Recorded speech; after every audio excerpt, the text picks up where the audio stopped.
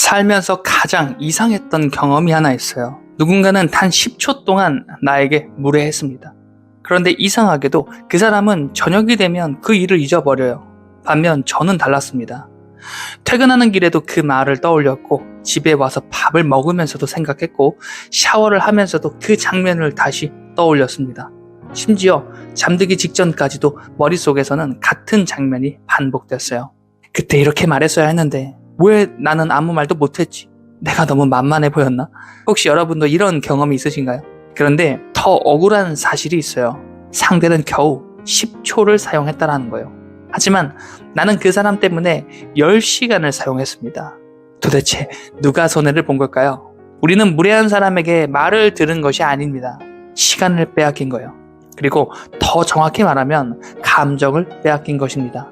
많은 사람들이 무례한 사람을 만나면 두 가지 실수를 해요. 첫 번째는 아무 말도 하지 못하는 거예요. 순간 머리가 하얘집니다. 심장은 빨리 뛰고 목은 굳어버리고 평소에는 그렇게 잘하던 말도 한마디도 나오지 않습니다. 그리고 집에 돌아와서야 수십 개의 문장이 떠올라요.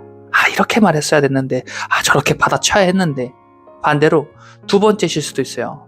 참지 못하고 감정대로 쏟아내는 거예요. 속이 시원할 줄 알았습니다. 하지만 돌아오는 것은 또 다른 후회였어요. 괜히 그렇게까지 말했네. 내가 왜 저 사람 때문에 저런 사람이 되었지? 결국 참아도 후회하고 화를 내도 후회하게 됩니다. 그 이유는 무엇일까요? 많은 사람들은 말을 잘 못해서라고 생각해요. 하지만 아니에요. 문제는 말이 아니라 순간적으로 감정을 빼앗겼기 때문입니다. 무례한 사람들은 생각보다 영리해요. 그들은 여러분을 설득하려고 말하지 않습니다. 여러분을 흔들려고 말합니다. 여러분이 얼굴을 붉히고 목소리가 커지고 평정심을 잃는 순간, 그 순간부터 대화의 주도권은 이미 상대에게 넘어갑니다. 여기서 한 가지 질문을 드리고 싶어요. 사자와 하이에나가 싸우는 장면을 보신 적 있으신가요? 신기하게도 사자는 쓸데없는 싸움을 오래 하지 않아요. 필요한 순간에만 딱 움직이고 목표가 끝나면 뒤도 돌아보지 않습니다. 하지만 하이에나는 달라요. 계속 짖고 계속 따라다니고 계속 상대를 자극합니다. 우리 주변에도 비슷한 사람이 있어요. 굳이 기분 나쁜 말을 던지고 반응을 살피고 내 표정을 확인하는 사람.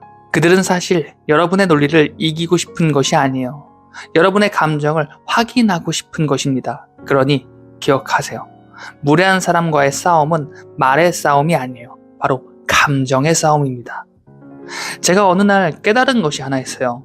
저는 무례한 사람 때문에 힘든 줄 알았어요. 그런데 아니더라고요.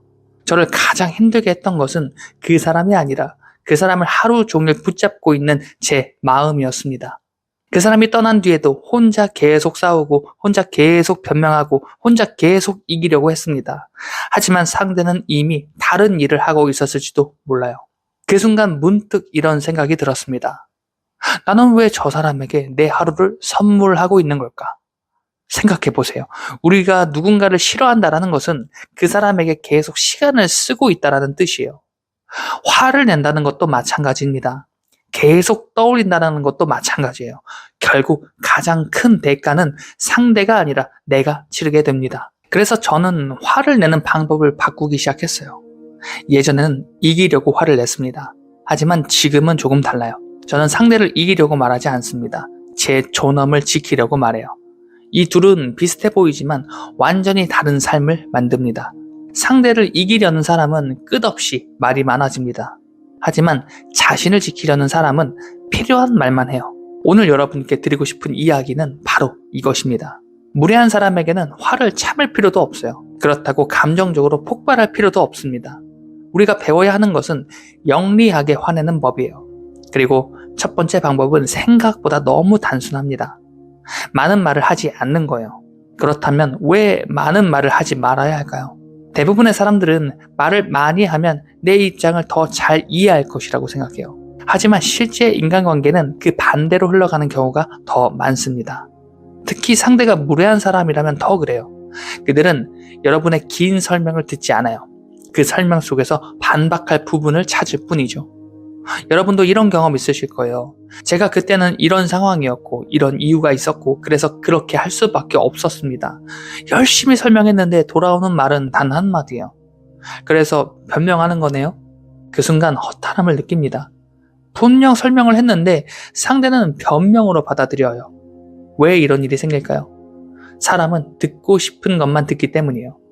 이미 나를 공격하기로 마음먹은 사람은 내 설명을 이해하려고 듣지 않아요. 공격할 재료를 찾으려고 듣습니다. 그래서 설명이 길어질수록 오히려 불리해질 수 있어요. 저는 사회생활을 하면서 한 가지 공통점을 발견했어요. 정말 중심이 단단한 사람들은 생각보다 말이 적습니다. 회의 자리에서도 그렇고 갈등이 생겼을 때도 그렇습니다. 누군가는 흥분해서 10분 동안 이야기를 해요. 하지만 그 사람은 30초만 이야기를 합니다. 그리고 더 이상 설명하지 않아요. 신기하게도 사람들은 긴 설명보다 짧은 한 문장을 더 오래 기억합니다. 생각해보세요. 그건 제 기준과 다릅니다. 그 말씀은 동의하기 어려워요. 그 부분은 여기까지 이야기하겠습니다. 이 세 문장에는 감정도 없고 비난도 없어요. 하지만 분명한 경계는 있습니다. 강한 사람은 큰 소리를 내는 사람이 아니라 경계를 분명히 하는 사람이에요. 그렇다면 두 번째 방법이에요. 하고 싶은 말을 마음속으로 3번 반복해보세요. 처음에는 감정이 말합니다. 당신도 똑같잖아요. 당신이나 잘하세요. 그 입 다물어요. 그런데 잠시 멈춰 한 번 더 되뇌어 보세요. 신기하게도 조금씩 감정이 가라앉습니다. 그리고 3번째가 되면 완전히 다른 문장이 떠올라요. 그 말씀은 기분이 좋지 않습니다. 그런 표현을 삼가해 주셨으면 좋겠어요. 저는 그렇게 대화하고 싶지 않습니다. 이 3문장은 상대를 공격하지 않아요. 하지만 나를 분명하게 지킵니다. 여기서 중요한 것은 상대를 무너뜨리는 것이 아니라 내 중심을 잃지 않는 거예요. 우리는 흔히 순간적으로 떠오르는 말이 진심이라고 생각합니다. 하지만 사실은 달라요. 순간적으로 튀어나오는 말은 대부분 감정의 언어예요. 진심은 조금 늦게 나옵니다. 그래서 잠시 멈추는 사람은 약한 사람이 아니에요. 오히려 자신의 감정을 스스로 다룰 줄 아는 사람이에요. 여러분도 한번 떠올려 보세요. 인생에서 가장 후회했던 말들은 언제 한 말입니까? 대부분 화가 났을 때였어요.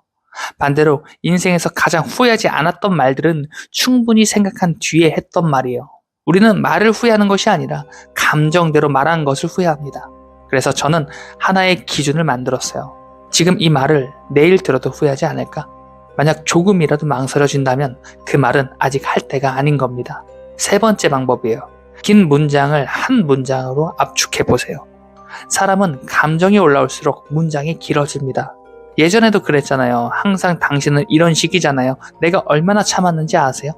하지만 이런 말들은 대화를 해결하기보다 또 다른 감정을 불러옵니다. 그래서 저는 항상 스스로에게 질문해요. 이 모든 말을 한 문장으로 줄인다면 무엇일까? 놀랍게도 거의 모든 감정은 한 문장으로 정리됩니다. 그 말은 불편합니다. 그 선은 넘지 말아주세요. 저는 그렇게 생각하지 않습니다. 이 정도면 충분해요. 길게 설명하지 않아도 상대는 이미 알아들었어요. 그 이후에도 계속 같은 행동을 한다면 그 사람은 이해를 못하는 것이 아니라 이해를 할 생각이 없는 것입니다. 그때는 설명을 더하는 것이 아니라 거리를 두는 것이 맞아요. 여기까지 들으면서 이런 생각을 하는 분도 계실 거예요. 이렇게 말하면 너무 약하게 보이지 않을까? 저도 예전에는 그렇게 생각했어요. 그래서 더 강하게 말하려고 했고 더 날카롭게 받아치려고 했습니다. 그런데 시간이 지나 하나씩 깨닫더라고요.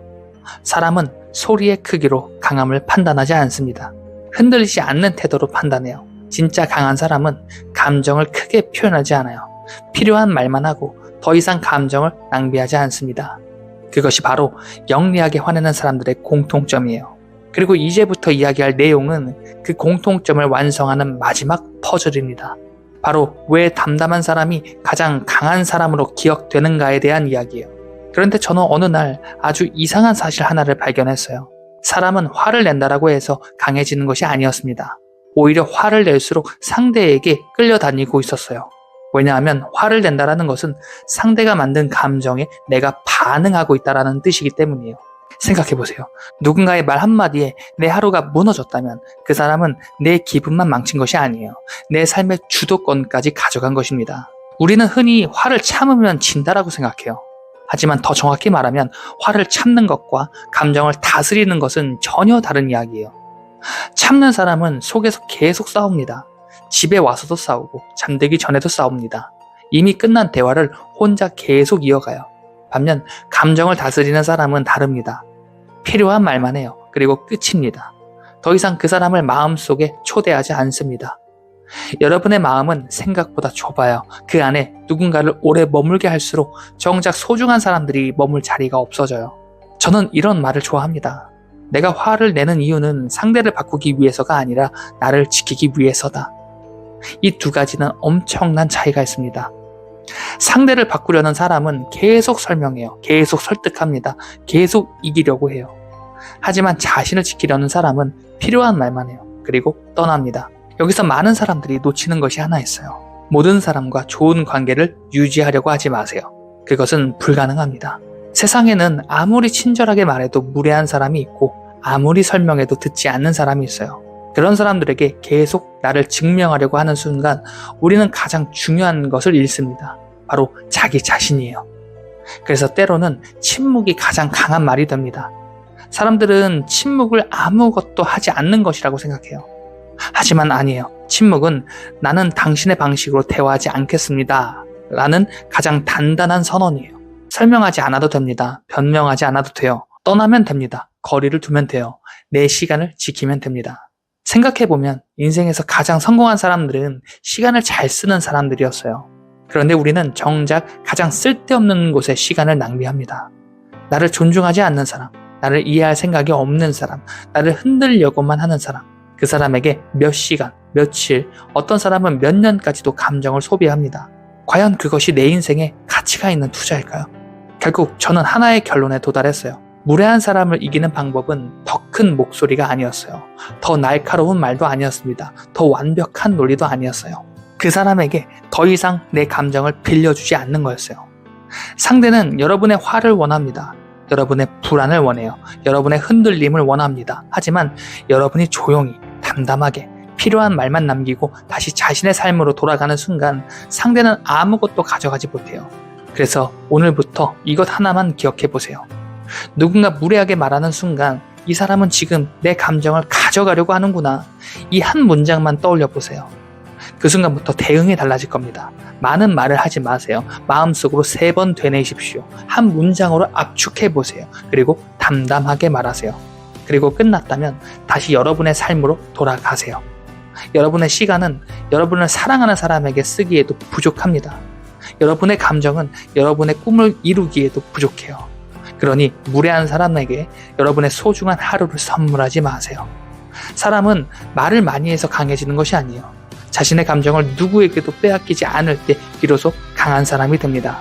마지막으로 여러분께 꼭 드리고 싶은 말이 있습니다. 우리는 살아가면서 수많은 사람을 만나게 돼요. 나를 응원하는 사람도 있고, 나를 사랑하는 사람도 있고, 나를 믿어주는 사람도 있습니다. 하지만 반대로 나를 무시하는 사람도 있고, 나를 깎아내리려는 사람도 있고, 굳이 상처를 주려는 사람도 있어요. 이 사실은 평생 바뀌지 않을 겁니다. 세상에서 무례한 사람을 모두 없앨 수는 없어요. 하지만 한 가지는 분명히 선택할 수 있습니다. 그 사람에게 내 감정을 내어줄 것인가, 아니면 내 삶을 지켜낼 것인가.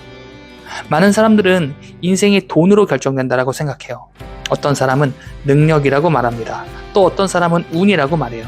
하지만 저는 조금 다르게 생각합니다. 인생은 내가 무엇에 시간을 쓰는가에 따라 결정이 돼요. 그리고 시간은 감정이 머무는 곳으로 흘러갑니다. 화를 오래 품으면 시간도 그곳에 머물러요. 마음을 오래 품으면 인생도 그곳에 머무릅니다. 후회를 오래 붙잡으면 현재도 그곳에 묶입니다. 그래서 감정은 단순한 기분이 아니에요. 내 인생의 방향을 정하는 나침반입니다. 생각해 보세요. 오늘 하루를 떠올렸을 때 가장 오래 생각한 사람이 누구였습니까? 혹시 나를 사랑하는 사람이 아니라 나를 상처 준 사람이었다면 그 사람은 이미 여러분의 하루를 가져간 거예요. 그리고 그런 하루가 일주일이 되고 한 달이 되고 몇 년이 되면 그것이 결국 여러분의 삶이 됩니다. 그래서 저는 무례한 사람을 만날 때마다 이 질문을 스스로에게 해요. 이 사람이 내 인생의 몇 시간을 가져갈 만큼 중요한 사람인가? 놀랍게도 대부분의 대답은 아니었습니다. 그 순간 마음이 참 편해졌어요.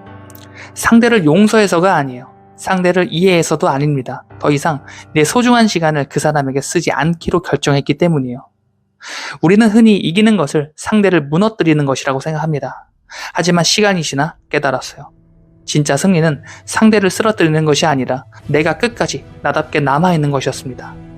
누군가는 끝까지 소리를 지를 거예요. 누군가는 끝까지 무례할 겁니다. 누군가는 끝까지 여러분을 흔들려고 할 거예요. 하지만 여러분은 그 사람처럼 될 필요가 없습니다. 말을 크게 하지 않아도 됩니다. 독한 말을 하지 않아도 돼요. 복수하지 않아도 됩니다. 여러분이 해야 할 일은 단 하나예요. 필요한 말은 분명하게 하세요.